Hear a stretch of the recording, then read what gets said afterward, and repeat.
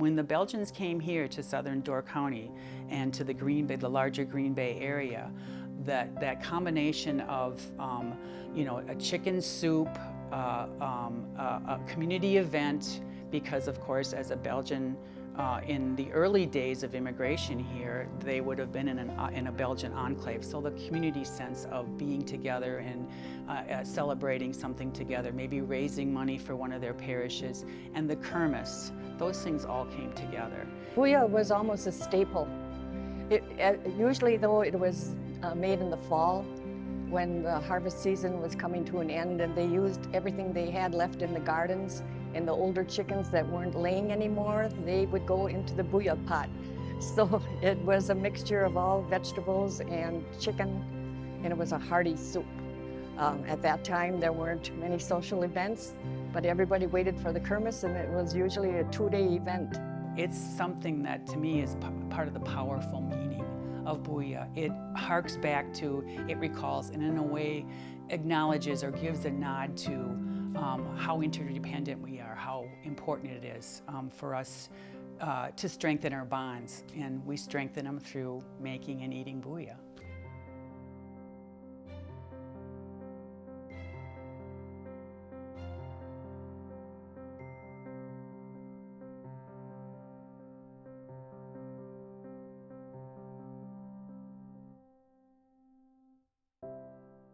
Booyah is a traditional Belgian food. Through my lifetime and previous generations, it's a very common dish at any Belgian event. We had Booyah at most of the large family gatherings because it was something that could be made ahead. You could prepare all the ingredients, and then you could have a large kettle of soup that could stay warm essentially all day and be ready as people filtered in and out. Maybe they were going to different events, even if they were doing a lot of farm work. When my grandmother was making it, and my mother, and the people around here, they didn't give it a name. They just said, soup. We're gonna have soup. We had beef stew because our ancestors would salt the beef. That was a big thing. And then at the kermis, they would take all of this beef and they made beef stew. And that was that tradition that they carried on. Mom didn't have Booyah, but we always had beef stew. We tell everybody within 20 miles of Green Bay, people don't know what it is. And even people in Green Bay right to this day, coming in all the time, and they've been living here all their lives. They don't know what Booyah is. I was introduced to Booyah at our local church picnics. It was always one of the main fundraisers for the church picnic, and I was just always interested in how that happened, and when I was asked to help, I was glad to learn, and always a big part of making the Booyah then after that. Once you get a job in the church, you don't lose that job until you walk away or you pass away. Booyah is such an interesting foodway to me because we don't really know its origins. And I'm pretty convinced that it's like a little bit like chili or these other broad categories of food, that there was no invention of it, that it evolved from various traditions, from various locations. If you look at it in the broadest sense, I think, at least in the United States, and you talk about the word Booyah, you find it in places other than Belgian settlements and other than the Green Bay, larger Green Bay, lower Door County area. You find it in Minnesota, St. Paul, Minnesota, and also more rural areas. These various one-pot, large group event boiled meals that draw from the food, the ingredients, whether it's wild or grown or both, from around them. When we advertise, it's Booyah. When people ask you, when is your Booyah? Well, it's at the kermis. So yeah, it's the main food. It's what it is, and everybody knows. Oh yeah, it's the Belgians. And I remember my great-grandma and my grandmother both, and I still do it to this day, and I know some of my aunts and cousins do the same. They can the Booyah, so you have all your mason jars or ball jars out, you fill them with the soup and run them through the canner, and you can enjoy that fresh Booyah taste all year long. I had another grandmother that we always joked the closest that the chicken ever got to her soup was when the chicken flew over the pot. One of the things that jazzes me, if you will, about Booyah is the the aspects of it as a folkloric tradition, which is just kind of a fancy way for saying the specifics of how each cook or family group or booyah maker in a parish, the particulars of it, which can be so different and yet so similar.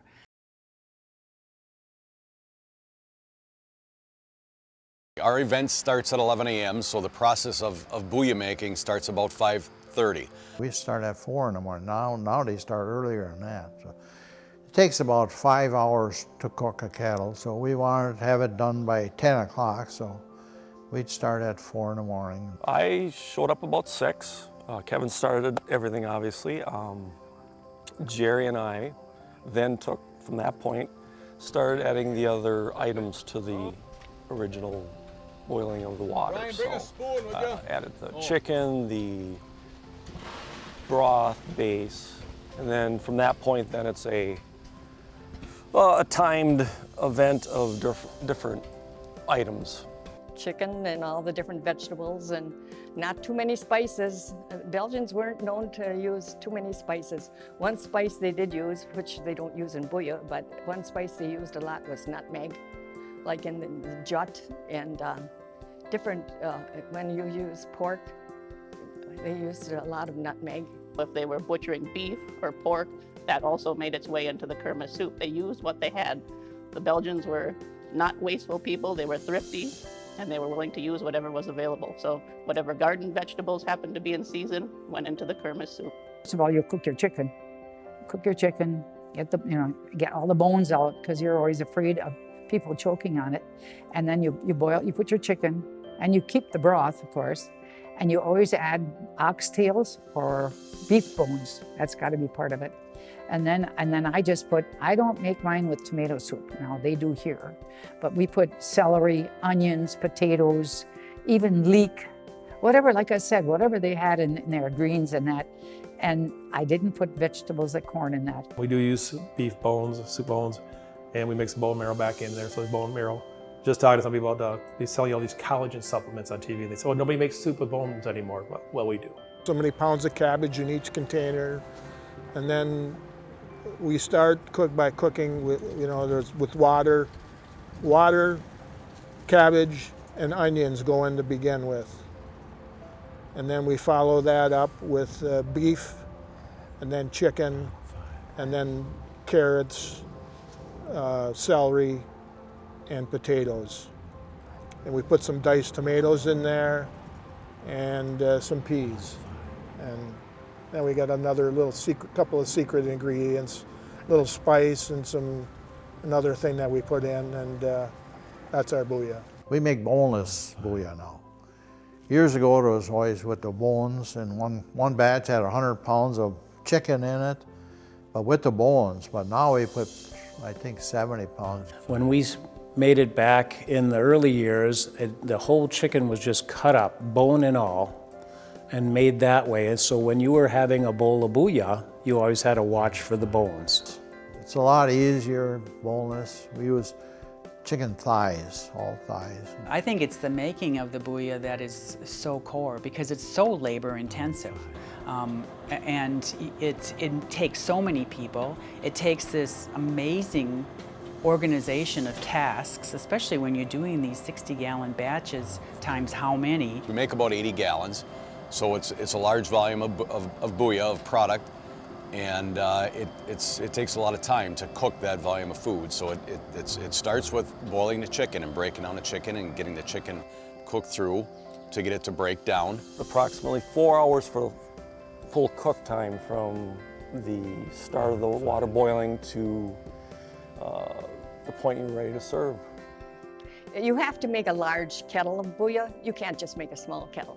It's just like when you make Belgian pies. You can't make 1 or 2 Belgian pies. You have to make at least a dozen at a time, at least, It isn't something you're going to go through, because it's a long process. If somebody in your family likes more beef in it, then you put more beef. If they don't like more chicken, you do. I guess that's what all the ladies did. well, some people don't like a lot of onions in. Oh, well, we'll cut that, but I really think you need onions in there. It's the base. It's important to have somebody stirring it so it doesn't scorch. We had big wooden paddles, and you stir it from the bottom and keep it stirred to go around stirring all the kettles every 5 minutes probably, stir the kettles. When we're making booyah, the pallet, of course, comes off. And we have a bed of sand that the kettle itself, that the jacket goes on. And then inside of every jacket is a cast iron kettle is where the booyah is actually cooked. And then there's a bed of sand underneath these jackets, and then the wood goes in here. We feed the wood in here and cook the booyah. And then of course, booyah is all about stirring it a lot. You have, to make booyah, you cook it slow and stir it a lot. And so this is, you're constantly stirring it. And then when it's all done, we have these dippers. And the booyah is removed from the cast iron kettle and put into a serving kettle, and then served to the public. These various one-pot, large group event boiled meals that draw from the food, the ingredients, whether it's wild or grown or both, from around them. So the hypothesis there is that the style of booyah, the concept of booyah, may even come from a French word or a Walloon Belgian word, some people say, that means either to boil or means soup or something like bouillabaisse base, which of course is a French dish, but obviously that pronunciation and the spelling has changed, and in different areas means different kinds of ingredients. But it's this large, many vegetables, many ingredients, kind of an everything but the kitchen sink sort of concoction. And I say concoction because some people call it a soup and some people call it a stew, and I call it somewhere in between. What about the Belgian connection in Southern Door County and the Green Bay area? Well, they also ate chicken soup. Very different than what we think of as chicken bouillon. And we can't find, I've not been able to find, I've looked all my life in Belgian cookbooks to see if there's anything that's called bouillon and it sounds and looks like and eats like one of the bouillon events, and there isn't anything that I found, and I don't know of anybody who has. They certainly did eat chicken soup, but it was much different. But what they did have was the Kermis. The Kermis is an annual harvest celebration connected particularly to Catholic parishes. And so this was a perfect time or perfect setting to have a bouillon, to eat bouillon, was because it was harvest time, all these vegetables would go into it. At some point, these churches also started to have fundraisers, and bouillon was a perfect meal for church picnic fundraisers. So there's a sort of a Belgian, Walloon, Flemish connection there. So the connections come from different places. There is not a Belgian connection that we can find in some of these other places. There are fish bouillons up on the northern shores of Lake Michigan. There is a chicken bouillon that looks a lot like our chicken bouillon in the Catholic parishes of St. Paul, Minnesota, but they're not Belgian. Bouillon is very popular at family gatherings, different events. Certainly the Kermis celebration that we're having here today, which are Kermises are celebrated typically in the fall of the year. Many different local communities have their own celebrations, Kermis celebrations. The Namur Belgian Heritage Center happens to be on this weekend, but for the next month there'll be multiple Kermises taking place in Southern Door County, in Kewaunee County. They all will be serving bouillon. So bouillon is more traditional for events, but it's certainly family gatherings and at any time. There are numerous kermises all the way into October. Almost one every weekend in different little villages here in the area. Well, we never called it a kermis, but we just had the church picnic. It wasn't. It's similar to a kermis probably, but we didn't call it a kermis. When I think about the Belgian food customs that I grew up with in Green Bay, which is where I grew up, I think of Belgian pies, those wonderful bread dough or sweet bread dough based pies that have some kind of a custardy, cheesy center and fruit in the very middle of it. Belgian trip, which is very popular in the area in northeast Wisconsin. Really, it's a bratwurst on steroids. It has cooked cabbage introduced to the bratwurst, which is called Belgian trip. Everybody, Belgians, and I don't care if you were in Thierry Deems or wherever you were, but jut it's a cabbage dish. And of course, they had pigs, so the bacon. You put bacon fat with the cabbage, and very good. The heart and soul of it is the same base of a chicken soup that we all love, but they made it in their own kettles. So if you were making it at your house and somebody else was making it at theirs, they were going to use their own kettle. Some were cast iron over a fire, some were a stainless or a heavy kitchen pot, some were round, and some had just a typical flat bottom. But everybody had their own kettle. They were seasoned from years of use and lots of booyah making, being over a fire. I think that gave it a special and unique flavor. Cast iron kettle. That's huge. I've made it in aluminum, I've made it in stainless. Even the kettle I'm using now, I used to just cook chicken and transfer it to my big one. Until I started making it for about a month in this kettle and finally the flavors started coming together. Gets seasoned well and everything. But cast irons, from my opinion, everybody makes it their own way. Everybody has their own recipe. You know, that's one thing people say, well, that's not booyah if you don't do this, you know, that. It's whatever you have, you throw in a kettle, you make it. You make it how you like it.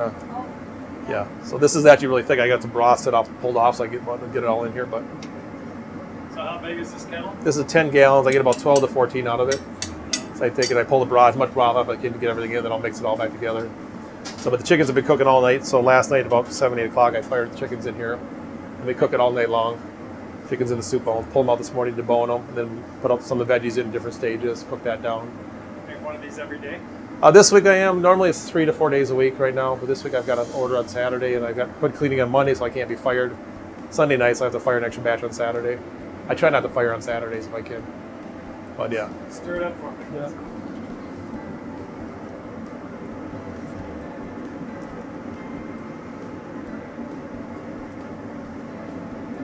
How long has this been on already?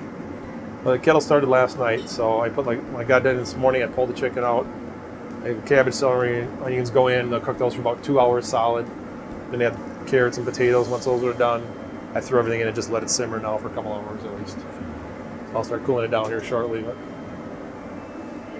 So when you're doing your portable one, is that wood fired? Yeah, that's wood fired. Yeah, drive down the road, smoke coming out the stack and everything. It's hilarious. I had a lady stop at a stop sign one time. In front of us, a car at a stoplight. She'd come back and, what do I smell? I gotta get a sign on the back that says, can you smell what the booyah shit is cooking? You know, my spare time there. Yeah. So how do you do it enclosed in your portable thing? The side opens up, and the kettle side opens up, and then we have tables that come up and around like bar tables, and you can see some of the pictures on the wall there, what it looks like and stuff. Do you have baffles on the bottom to like adjust the heat? No, you just open the door, throw wood in there, and just open and crack the door. You know enough how much you good at after a while. When I do like the big events and stuff, I have to cook like 200 pounds of chicken.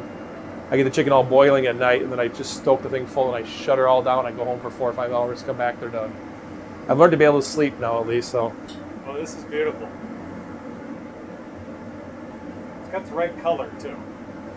Well, it's like, the Brussels area, a lot of people do it without tomato product, but I like the tomato, and our customers seem to really enjoy that too. And like I said, there's no whole tomatoes in it, but there's 2 different tomato products in there. But again, we try to get everything for more flavor, seasoning. There's not a whole lot of seasoning actually itself. There's only 3 seasonings in it. So. Well, the color's nice too. Yeah. The color's a big thing. Right, and you chop everything. Yeah, but the carrots sitting over there right now, pile them in. We go through what? I don't even guess how many tons. We go through about averaging 6,500 pounds of chicken a year. Every batch, 40-pound batch, has 20 pounds of potatoes, 10 pounds of carrots. I don't know how many pounds of cabbage, 10 pounds of cabbage. You get a lot of cabbage from Black Creek right now, the big giant heads, so that's nice. I have a good friend that has about a 25 gallon stainless steel Booyah cooker, and works terrific. It's a beautiful cleanup, you know. Cast iron's a little more tougher to clean than the stainless steel. You need cast iron to make good booyah, and you need a wood fire to make good booyah. And the bottoms have to be round so that you know, you don't scorch the booyah. It's easy to stir and easy to clean. Some people make them with a flat bottom, but those don't work out good. It should be a 1/4 inch thick cast iron kettle. In 1984, my brother-in-law Jerry Ulmer brought to a family reunion in Westfield, Wisconsin. And it was an old barrel, and he found a tub that fit right into it and built a stack off the back and then cut an opening for the airflow. And I have a picture of he and another brother-in-law, you know, setting it up.